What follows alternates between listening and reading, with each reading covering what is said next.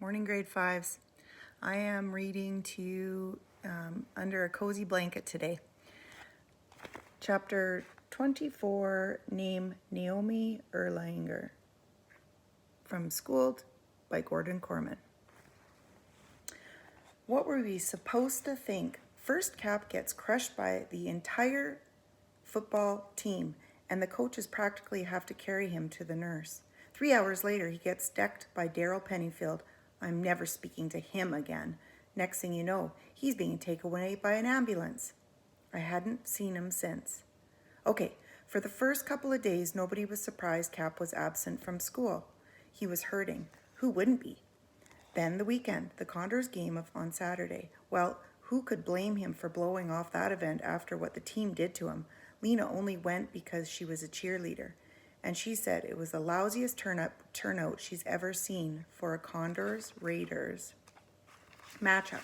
Sea Average and Rhinecliff battled to a 3-3 tie, in case you're one of those who cares. Serves those jerks right. Anyway, I figured I'd catch Cap on Monday. Wrong, and by Tuesday I was getting worried. I almost had a full week since anybody had laid eyes on 8th grade president. Okay, I was extra upset because Cap was extra special to me, but everybody was talking about it. You'd see a bunch of kids in a huddle in the hall, and you didn't have to eavesdrop to find out that that he was the topic of the conversation. Where was Cap? Why hadn't he come back yet? Could he really be hurt? The custodians were still trying to scrub his blood off the terrazzo?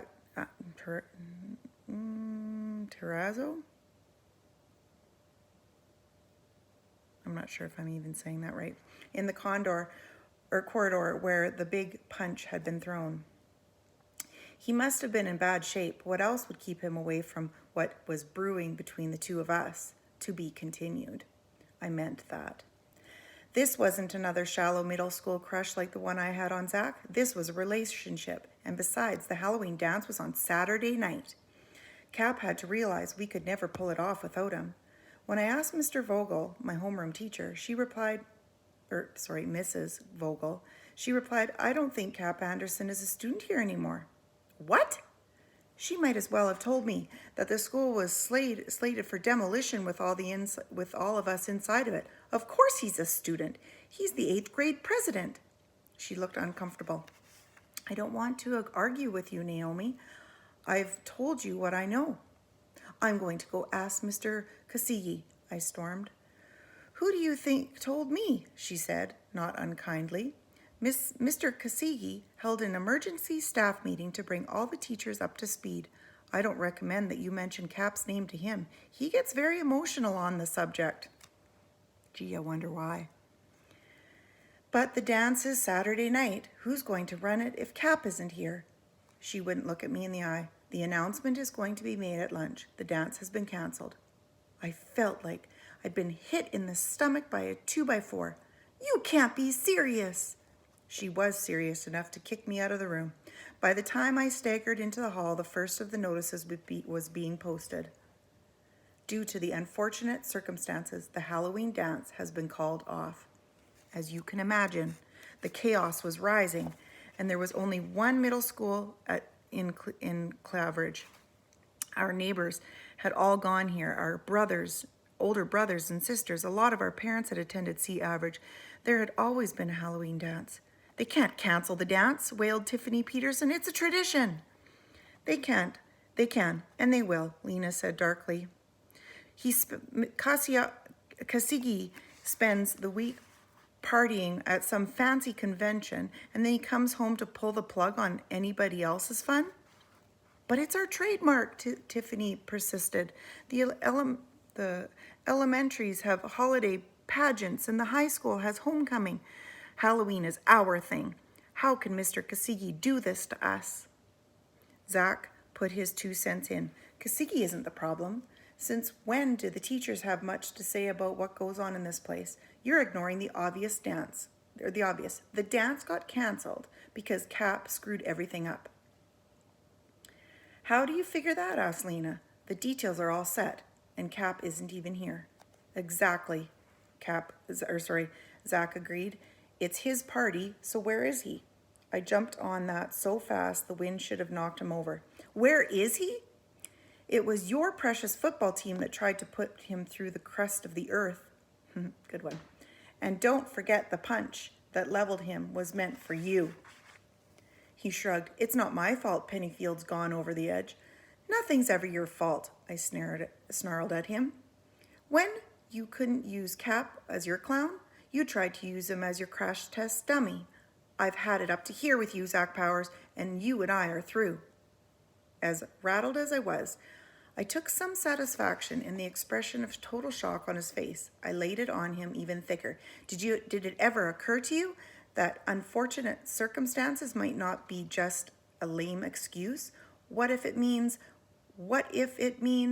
well, what could it mean? No one had the guts to say it, but it was in everybody's thoughts. Stone-faced Mr. Kosigi couldn't hear Cap's name because it made him too emotional. What unfortunate circumstances could cause that? Add in the fact that Cap had dropped off the face of the earth. Let's get down to the bottom of this, Lena decided. Good old Lena. She was a tough nut, but she could be so sensible sometimes. Plus, she had tons of connections, and everybody seemed to owe her a favor.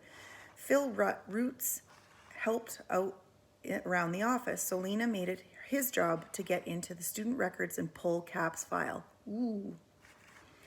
He snuck the folder out of the kangaroo pocket of his hoodie sweatshirt and showed it to us in the stairwell by the gym. This is what it contained. Nothing. No papers, no grades, no test scores, not so much as an index card. How is it possible to have an empty file, Lena demanded. It isn't, Phil told her.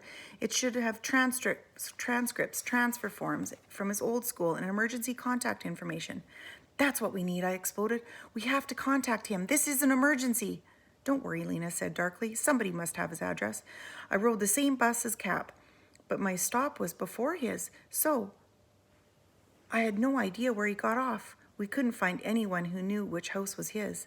Then at last, a breakthrough. Olivia Weintraub had a brother who had once dated a girl named Sophie Donnelly. He had talked about a long-haired 60s type staying with the Donnellys. It could only have been Cap. Lena and I took Cap's bus after school and found the right house, a well-kept split level on the quiet side of the street. Just the thought that he lived there and slept there made me feel warm inside. I was positive we had the right place. This is it, Lena confirmed, 191 Rock Crest. As we marched up the walk to the front door, the window of a car pulled in the driveway whispered open. A very pretty high school girl leaned out and called, "Something I can do for you?" "Hey, does Cap Anderson live here?" I asked anxiously. "No." She started to roll her window up again. The passenger door opened and an older lady got out. "You girls are too late. Cap is no longer at this address." You could hear her. She was choosing her words carefully. "Well," Lena persisted, "can you tell us where he is now?" "I'm afraid that's not possible." "But why?" I wailed. "We really need to talk to him." The daughter lowered her window again. "My driving test is the day after tomorrow. We're busy." "Sorry, girls," the mother added. "I'm sure you're just friends with the best intentions, but a lot of things have happened and I'm not at liberty to talk about it." She got back inside and shut the door. "Can you just give us his phone number?" I begged. The teenager gave me an odd smile. Where he is, they don't have a phone." They drove away, leaving us standing on their front doorstep, stunned. Finally, Lena spoke, and her voice subdued. "I think I might know why we can't find Cap." Meltdown. That's the only word to describe the state of mind. 4 months I had been wandering the desert, throwing myself at the undeserving creep, Zach. Now finally I understood my true feelings. Up until that moment, no one had dared to speak the awful words out loud, but I couldn't keep them bottled inside any longer. What if he's dead? See you in chapter 25.